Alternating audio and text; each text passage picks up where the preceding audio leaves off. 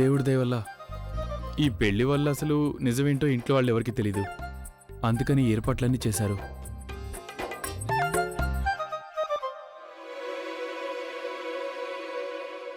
ఎందుకలా చేస్తున్నావు నువ్వు? పడుకోవాలి కదా, శుభ్రం చేస్తున్నాను. అంటే నాకేం అర్థం కాలేదు. సరే అయితే యాక్చువల్లీ ఒకసారి కూర్చొని అంతా క్లియర్ చేసుకుందాం అనుకుంటున్నాను. గంగా, ఈ పెళ్ళంతా ఒక నాటకం అన్నది మనిద్దరికి మాత్రమే తెలుసు. అయితే ఈ 4 గోడల మధ్య మనం ఆ నాటకాన్ని కొనసాగించనక్కర్లేదు. అయితే భార్యాభర్తలమైనందువల్ల ఒకే గదిని షేర్ చేసుకోక తప్పదు, ఒకే బెడ్ షేర్ చేసుకోక తప్పదు. బట్ నా వైపు నుంచి నీకు ఎలాంటి సమస్య ఉండదు.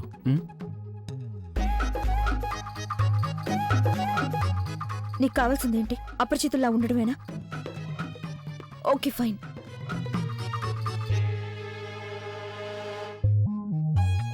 అయితే నేను నీకొక మాట చెప్పదలుచుకున్నాను సాగర్ చతుర్వేది. నువ్వొక రాతిగుండె మనిషివి, దయాదాక్షిణ్యాలేని నిర్దయుడివి. నీ గురించి సరిగ్గానే అనుకున్నాను. నువ్వు చాలా మారిపోయావు. వివరించి చెప్పగల పాత సాగర్వే కాదు, చాలా మారిపోయావు నువ్వు. ఎక్స్క్యూజ్ మీ, ఆగు. ఏమంటున్నావు ఇందాక? ఫస్ట్ ఆఫ్ ఆల్ నీకు నా గురించి ఎప్పటి నుంచి తెలుసు? ఇప్పుడు ఇలా రాతిగుండే నిర్దయుడు దయలేని వాడని ఎందుకంటున్నావు? మనం ముందుగానే డిసైడ్ చేసుకున్నట్టుగానే నేను ఇప్పుడు చేస్తున్నాను కదా. ఇదే కదా మనం డిసైడ్ చేసుకున్నది. అంటే అంటే డిసైడ్ చేసుకున్నంత మాత్రమే సరిపోతుందా? కొన్ని కొన్ని కొన్ని కొన్ని మార్పులు చేర్పులుంటాయి, కొన్ని మారుతూ ఉంటాయి. కానీ కానీ ఇదంతా నీకు అర్థం కాదులే. ఎందుకంటే ఒక ఒక మనసు ఉందనేది కూడా నీకు తెలియదు కదా. నీకేం చెప్పినా అర్థం కాదు, నీతో మాట్లాడడం కూడా వ్యర్థం. అలాగా? నాకు మనసంటేనే తెలియదు కదూ, నాకంటూ ఫీలింగ్స్ లేవు కదూ. అయితే ఒకటి చెప్పు గంగా, నువ్వేమైనా ఫీల్ అవుతున్నావా? నో. ఇతరుల్ని బ్లేమ్ చేయడానికి ముందు నీ సంగతి కొంచెం ఆలోచించుకో. ఫీలింగ్స్ గురించి ఇప్పుడు నువ్వు నాకు చెప్తున్నావా? నీకు నేను ఎన్నిసార్లు సారీ చెప్పుంటాను, క్షమించమని కాళ్ళ వెళ్ళపడి ఉంటాను. కానీ క్షమించడం అనే సంగతి అలా ఉంచు గంగా. నువ్వు నా వైపు కనీసం కన్నెత్తైనా చూడలేదే. యు నో వాట్ గంగా, ఇలా అంటానికి నీలో అనువనునా పేరుకుపోయిందే నీ ఈగో, నీ అహంకారం, నీ ఆత్మాభిమానం అన్ని నిన్ను గుడిదాన్ని చేశాయి. Gone blind. అందుకే నీకేదీ కనిపించదు. పోన్లే, నేను రాతికుండే మనిషినే, నిర్దయుణ్ణి నేను. సరే గంగా, నేను అదే. కానీ నేను గనక అదే అయితే నువ్వు కూడా సెల్ఫిష్వి, అరగెంట్, సెల్ఫ్ కంట్రోల్వి. నీ కేవలం నీ మీదే ప్రేమ, నీ ఈగో మీద ప్రేమ. నువ్వేదో ఫీలింగ్స్ అనవే, దాని అర్థం కూడా నీకు తెలీదు. ఇంకా చెప్పాలంటే నీలో ఉన్న పొగరుందే, అది నేను ఏ ఒక్కరిని క్షమించనివ్వదు. అంత పాతగా ఎలా ఉన్నావు నువ్వు? ఏ ఒక్కటైనా నీ ఇష్టప్రకారం జరగకపోతే నువ్వు చాలా అప్సెట్ అయిపోతావు. ఒకవేళ నువ్వు కోరుకున్నట్టుగా అన్ని నీ ఇష్టప్రకారమే జరిగినా నువ్వు సంతోషించలేవు. ఎందుకని? ఎందుకు గంగా, నువ్వెందుకు అంత కన్ఫ్యూజ్డ్గా ఉంటావు? అసలు నీకేం కావాలో నీకే తెలీదన్నమాట. చెప్పు గంగా, తెలుసా నీకు? చెప్పు, నీకేం కావాలో అసలు నీకు తెలుసా? చెప్పలేవు నువ్వు. Why? Because you are clueless. నాకేం కావాలో నాకు తెలుసు. గంగా, లోకానికి హితబోధ చేయడానికి ముందు నిన్ను నువ్వు అర్థం చేసుకో. నీకే ఆ హితబోధ చేసుకో. నాకేం కావాలో నాకు తెలుసు. అందుకేగా ఒకసారి ప్రయత్నించు గంగా. ఇంకెవరినైనా నమ్మడానికి ఒకే ఒకసారి ప్రయత్నించు. Try and trust someone else. నాకేం కావాలనేది నాకు బాగా తెలుసు. ఏంటి? ఏం కావాలి నీకు? నువ్వు నువ్వు నువ్వు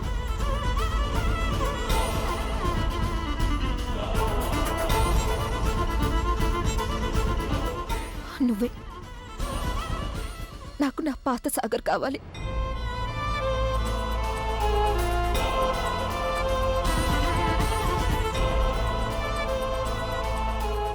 ఐఎమ్ సారీ గంగా, అందుకు చాలా ఆలస్యమైపోయింది. విషయం ఇంత వక్రీకరించిందంటే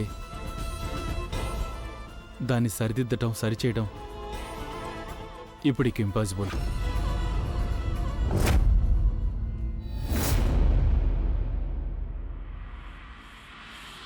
సారీ.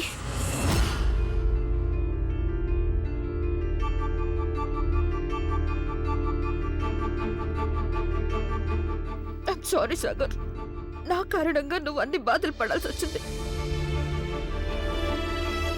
నేనెంతో ప్రయత్నించాను, కానీ నేను నిన్ను క్షమించలేకపోయాను. నేను నా ఆత్మగౌరవాన్ని సంరక్షించుకునే ప్రయత్నంలో నీ మనోభావాల్ని దెబ్బ కొట్టాను. నేను కృష్ణకు కూడా దూరంగా ఉంచాను.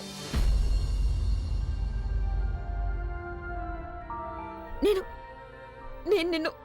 నిన్ను చాలా గాయపరిచాను. నాకు తెలుసు సాగర్. ఆ రోజు రాత్రి నువ్వు నిషాలో ఉన్నందువల్ల నీకేం గుర్తులేదని, అది తెలిసి కూడా నిన్ను క్షమించడానికి నిరాకరించాను.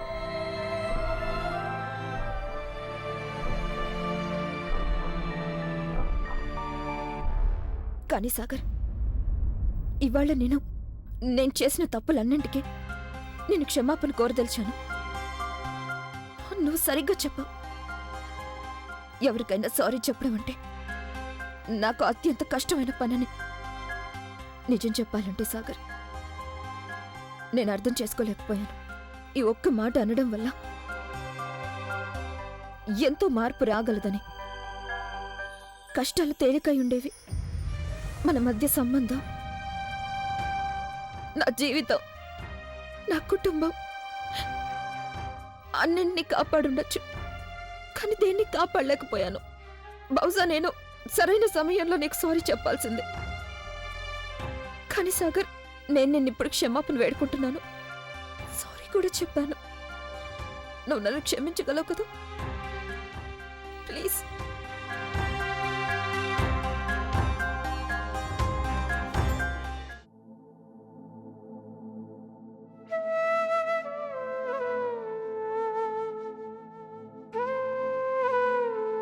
నీ నోట సారీ వింటాం చాలా సంతోషంగా ఉంది. ఫైనల్లీ నువ్వు క్షమించమని అడిగేశావు. But Ganga, I am sorry. నేను ఇందాక చెప్పినట్టుగానే ఇప్పటికే చాలా ఆలస్యమైపోయింది. నా విషయంలో జరిగిన దానికి, నువ్వు నా పట్ల వ్యవహరించిన తీరుకి, వాటన్నిటికీ నేను నిన్ను క్షమించగలను. కానీ బహుశా యావత్ జీవితం నేను అది మర్చిపోలేకపోవచ్చు. అందువల్ల మనిద్దరికీ మనం డిసైడ్ చేసుకున్న విధంగానే ఉండటం మంచిదని అనుకుంటున్నాను. అందరి సమక్షంలోనూ పెళ్లి నాటకం ఆడేశాం మనం. యావత్ జీవితం కలిసి సంతోషంగా ఉన్నామని కూడా నటించవచ్చు మనం. కానీ ఒంటరిగా ఉన్నప్పుడు మనిద్దరం ఏదో అపరిచితుల్లాగే ఉండిపోదాం.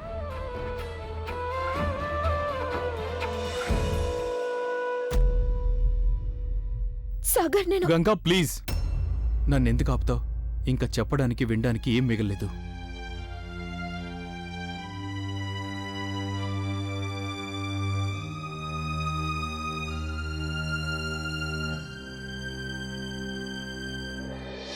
నేను చాలా తప్పించేలా చేసావు, చాలా బాధ పెట్టావు నన్ను. But now it's my turn. ఇంత తేలిగ్గా నేను నిన్ను క్షమించేయను. ముందుగా ఎంతో తప్పించేలా చేస్తాను, నిన్ను ఏడిపిస్తాను.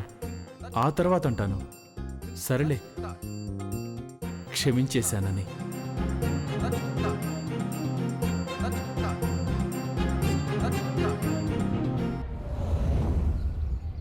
ఏంటి? గంగా సాగర్లకి నిజంగానే పెళ్ళైపోయిందా? అంత నాశనం అయిపోయింది. నేనంత మంచి ప్లాన్ వేసిస్తే దాన్నంతా నాశనం చేసావు నువ్వు. కానీ ఆశ చాలా ప్రయత్నించింది మమ్మీ. గొప్ప ప్రయత్నమే చేసిందిలే. ఆ పిల్ల గనక గట్టిగా ప్రయత్నించుంటే ఇవాళ మనకి ఈ గతి పట్టేదే కాదు. నువ్వు పట్టుకొచ్చిన ఆ పిల్ల ఏ పని చెప్పినా కూడా సరిగ్గా చేయలేదు. దానికి చెప్పు నా ఎదురుగా రావద్దని. ఒకవేళ అది నా ఎదురు పడితే జస్ట్ రిలాక్స్ మామ్. నన్ను రిలాక్స్ అవ్వమంటున్నావా? మన పథకం మొత్తం తల్లకిందులైపోయింది. గంగకి ఇంకా సాగర్కి పెళ్ళైపోయింది. And you telling me to relax? అంత నాశనం అయిపోయింది. రిలాక్స్. ఒక్క అవకాశమే కదా మన చేయి దాటిపోయింది. అండ్ ఐఎమ్ వెరీ షూర్ నీ బుర్రకి ఇంకొక మంచి ఐడియా తప్పకుండా వస్తుంది. Just think mom. ఏదైనా మంచి ప్లాన్ వే. ఏమంత మించిపోయిందని? ఏదో సాగర్కి గంగకి పెళ్ళే కదా జరిగింది. ఇదేమైనా వాళ్ళకి మొదటిసారి జరిగిందా? ఇంతకు ముందు కూడా జరిగింది కదా. You just think. తర్వాత ఏం చేయాలో ఆలోచించు. చాలా కరెక్ట్ గా చెప్పావు నువ్వు. ఒక్క ప్లాన్ ఫలించకపోతే ఏమవుతుంది? ఇంకొకటి వస్తుంది. ఇంకొకటి రానే వచ్చింది. నువ్వు పని చేయి వంశీ, కాంతమ్మ గారికి ఫోన్ చేయి. అయినా మనకి ఇప్పుడు అంత అవసరమా? డోంట్ ఫర్గెట్, ఆ కాంతమ్మ మన గుప్పెట్లోనే ఉంది. ఆవిడ్ని ఎలా కావాలంటే అలా ఆడించొచ్చు. పాపం మనం ఆడించినట్లు ఆడుతుంది. ఫోన్ చేయి నువ్వు. హలో, మాధవియేనా? అవునత్తయ్య. ఇదిగో విను, ఆ మేలి ముసుగుమాత ఏమందంటే ఈ భస్మం ఒక్కటే అన్ని సమస్యలకి పరిష్కారం అని చెప్పింది. నిరంజన్ ఆరోగ్యం కుదుటపడడానికి ఇదే మార్గం అని చెప్పింది. అత్తయ్య, మీకు తెలుసు కదా ఆయనకి ఇలాంటి వాటిలో ఎలాంటి నమ్మకం లేదని.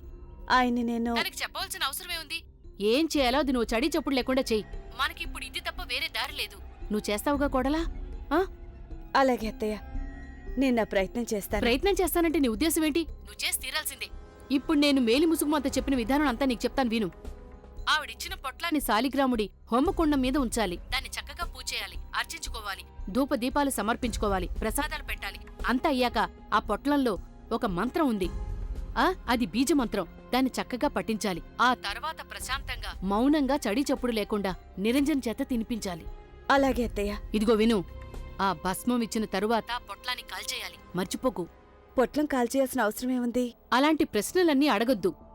నేను ఎలా చెప్పానో అలాగే చెయ్యి. ఎందుకంటే ఇదంతా మాత ఆదేశం, సరేనా? ఇదిగో చూడు, మనింట్లో ఒక శుభకార్యం జరగబోతోంది. అదంతా నువ్వే చూసుకోవాలి.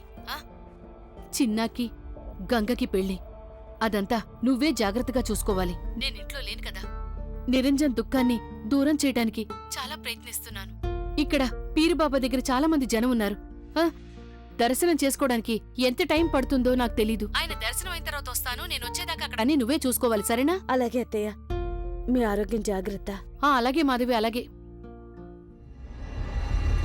నువ్వు నిజంగానే నమ్ముతున్నావా? పొట్లం కట్టిన బోర్డుతో పని జరిగిందనుకుంటున్నావా? తప్పకుండా జరుగుతుంది. ఈ పాటికే ఆ కాంతమ్మ తన కోడలికి చెప్పేసుంటుంది. ఆవిడ ఈ మేలి ముసుగు మాత ఎలా చెప్తే అలా చెయ్యాల్సిందే. పాపం మా అమాయకమైన వదిన మాధవి 7 అడుగులు నడిచి 7 జన్మలు కలిసి ఉంటానని ప్రమాణం చేసిన తన భర్తని తానే మరో 7 నిమిషాల్లో తన చేతులతోనే చంపేసుకుంటుంది. నువ్వు చూస్తూ ఉండు. ఇక పాపం ఆ మాధవి వదినికి అది కూడా తెలీదు ఇదంతా ఎలా జరిగిందో.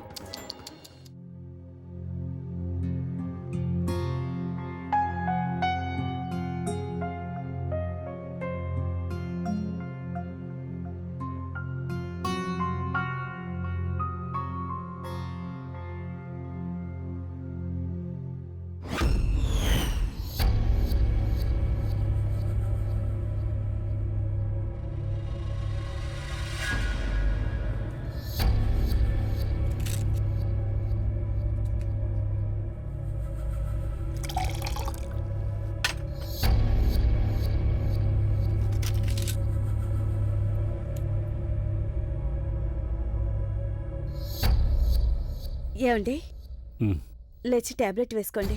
ఇప్పుడు వద్దు మాధవి, తర్వాత. అరే, టైంకి మందులు వేసుకోకపోతే ఆరోగ్యం ఎలా బాగుపడుతుంది? లేవండి. తీసుకురా, ఇలా ఇవ్వు. తీసుకోండి. మంచినీళ్ళు తాగండి.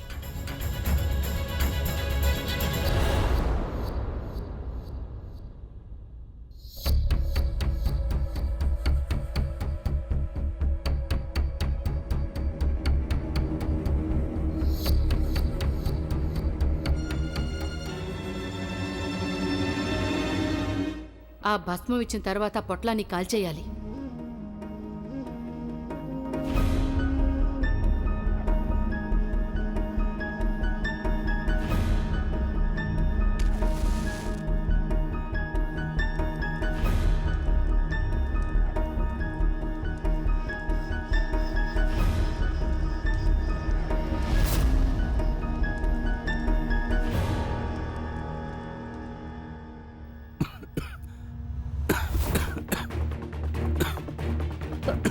ఏమైంది? ఏమైందండి? మీకు ఇలా దగ్గెందుకు వస్తుంది? ఏమండి? ఏం పర్వాలేదు. ఇదిగో మంచినీళ్ళు తాగండి. మంచినీళ్ళు తాగండి.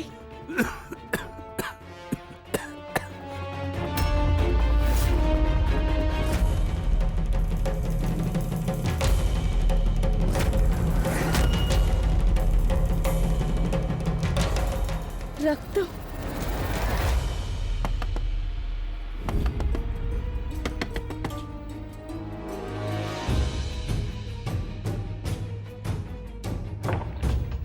ఏమైంది వదినా? మావయ్య గారి ఆరోగ్యం హఠాత్తుగా పాడైపోయింది. మనం ఆయన్ని హాస్పిటల్కి వెంటనే తీసుకెళ్ళాలి. ప్లీజ్ తొందరగా రా. డాక్టర్ డాక్టర్ ప్లీజ్ ప్లీజ్ చూడండి. త్వరగా లోపలికి తీసుకుపోదండి, ఫాస్ట్.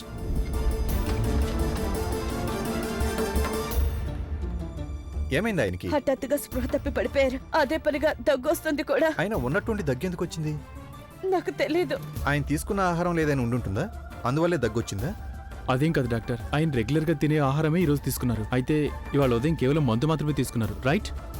సరే అయితే నేను వెళ్ళి చెక్ చేసి చూస్తాను. మరి ఆయన ఇంకొకటి కూడా తిన్నారు. ఏంటి ఏం తిన్నారాయన? మీ నాన్నమ్మ ఫోన్ చేసి చెప్పారు. ఆవిడేం చెప్పారంటే నిరంజన్ ఆరోగ్యం కుదుటపడడానికి ఇదే సరైన మార్గం.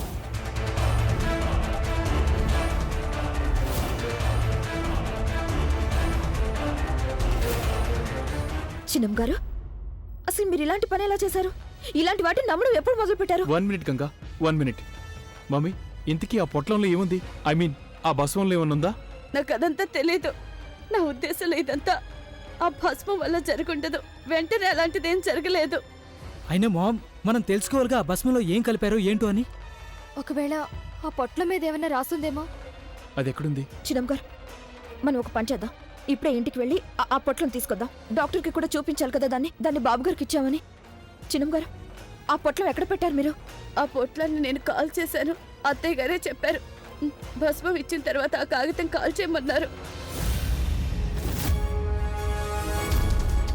కానీ ఇదంతా ఆ భస్మం వల్ల జరిగిందని నేను అనుకోవట్లా. మమ్మీ, అదంతా ఇప్పుడు నువ్వు ఎలా చెప్పగలవు? డాక్టర్ గారు ఇప్పుడే చెప్పారు కదా, నాన్నగారు ఏమేం తిన్నారో ఆయనకు చెప్పాలని అడిగారు కదా. అయినా ఆ భస్మంలోనే ఏదైనా కలిసి ఉండొచ్చు కదా. అంతవరకు నాన్నగారు బానే ఉన్నారు. ఆ భస్మం తీసుకున్న తర్వాతే నాన్నగారి పరిస్థితి ఇలా అయిపోయింది.